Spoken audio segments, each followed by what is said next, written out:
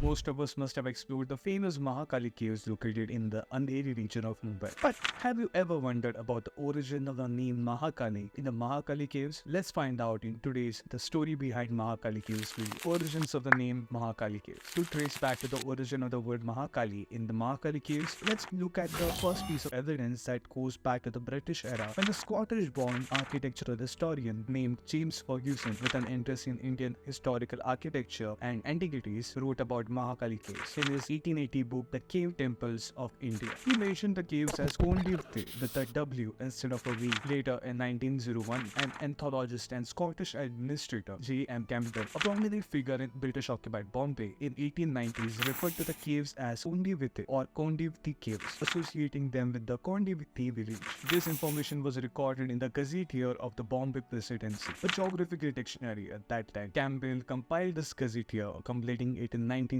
Surprisingly, in the Gazetteer, Campbell referred to the Kondivti in connection with Mahakal, suggesting that might have been the original name of the caves before Ferguson renamed them in 1880. In 1933, author S.R. Wauchope, in his book Buddhist Cave Temples of India, chose to call them Mahakal Caves. Overall, whether it was the British or the people during the British Raj referred to it as Mahakali Caves, possibly because it is derived from a nearby Mahakali temple located just 100 meters away from the caves. The second historical evidence comes from the Gazetteers of the Bombay Presidency of Thana district. The excerpt mentions the caves being referred to as either Kondivti or Mahakal. Mahakal is a form of Shiva who is known to be a great destroyer. This Brahminic name may have originated from Brahmins telling people that the relic shrine in the chief cave number 9 was a great Shivlinga, just as they spread the story that the caves were the work of the Pandavas and not the Buddhist monks. So that's pretty confusing and controversial. Maybe that's the history, or maybe that's the good old strategy that